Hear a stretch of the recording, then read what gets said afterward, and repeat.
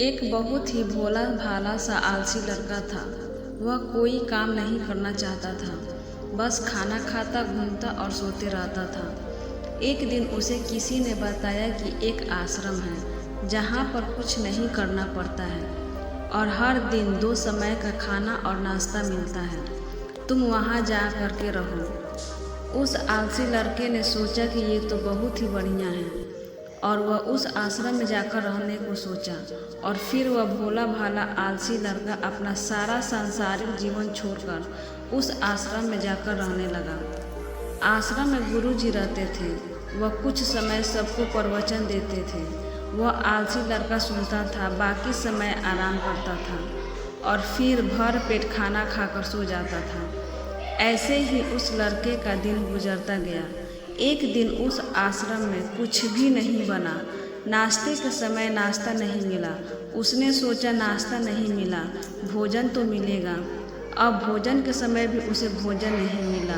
लड़का दौड़ करके गुरुजी के पास गया और उसने पूछा कि आज भोजन क्यों नहीं बना। गुरुजी ने कहा, बेटा आज एकादशी है और जितने भी आश्रम के सदस्य हैं उनका उपवास है और तुम्हारा भी आज उपवास है। आज भोजन नहीं बनेगा। वह लड़का आलसी था और उसे भूख भी बहुत लगता था।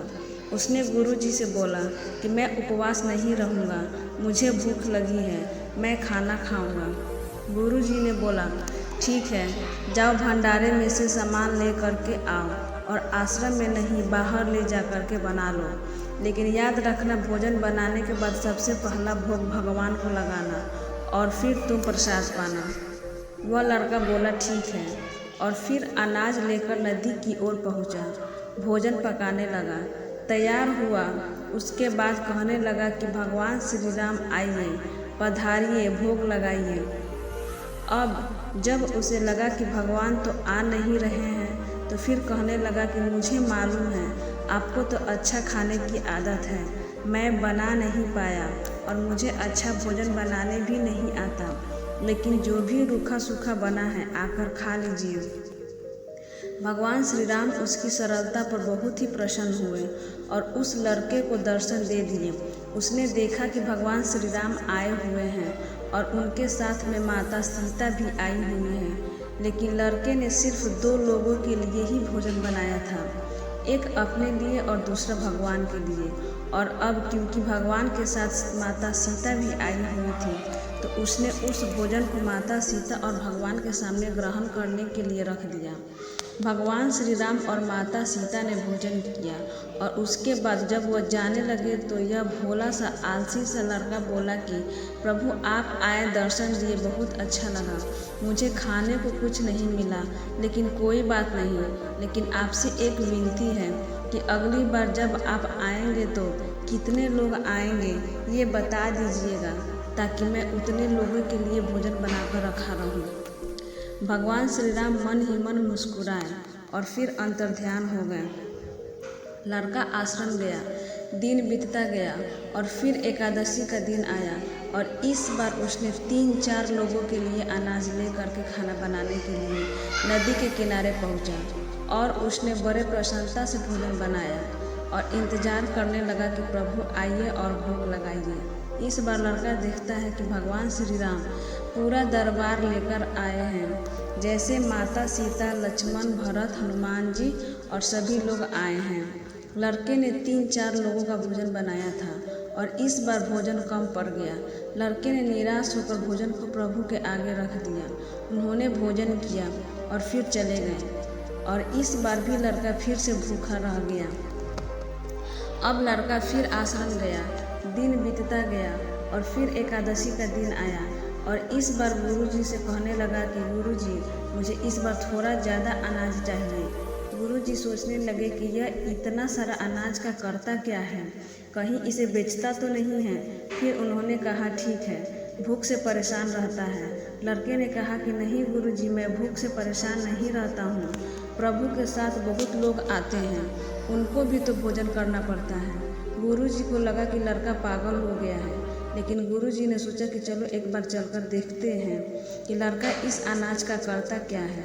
वह भोला सा लड़का अनाज लेकर के नदी के किनारे पहुंचा और इस बार भोजन बनाया नहीं। उसने सोचा कि प्रभु हर बार ज़्यादा लोगों को लेकर आते हैं, इस बार वह जितने भी आएंगे खुद बना करके भोग लगा लेंगे। और फिर प्रेम से प्रभु को बुलाने लगा।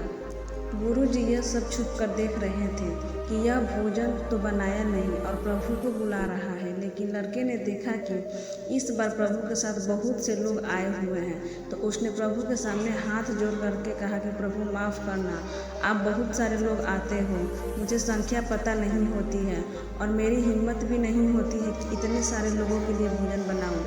आप स्वयं आइए, बनाइए, खाइए और भोग लगाइए। प्रभु मुस्कुराते हैं और अपने साथ आए सभी लोगों के साथ मिलकर भोजन बनाते हैं। गुरुजी ये सब छुप करके देखते हैं और फिर लड़के के पास आ करके कहते हैं कि तुम ये क्या कर रहे हो। लड़का कहता है कि गुरुजी आपको दिख नहीं रहा है कि भगवान श्री राम पधार चुके हैं, माँ सीता आई हुई है, हनुमान जी आए हैं और सभी लोग आए हुए हैं, भोजन बन रहा है। गुरुजी ने बोला कि पागल हो गया है, मुझे तो कोई दिख नहीं रहा है। लड़का गुस्सा हो गया और बोला प्रभु आप ये क्या कह रहे हो, एक तो मुझे भूखा रखा है और गुरुजी को दर्शन नहीं दे रहे हो, जो मुझे पागल समझ कर रहे हैं। कृपया करके गुरुजी को दिखा जाओ। भगवान बोले नहीं, मैं इन्हें नहीं दिख सकता। लड़का बोला क्यों नहीं दिख सकते, मेरे गुरुजी तो बहुत महान हैं, बहुत बड़े ज्ञानी और ज्ञाता हैं। भगवान बोले हाँ ज्ञानी और ज्ञाता होंगे, लेकिन तुम्हारी तरह सरल नहीं है। जो सरलता तुम में है वो तुम्हारे गुरुजी में नहीं है।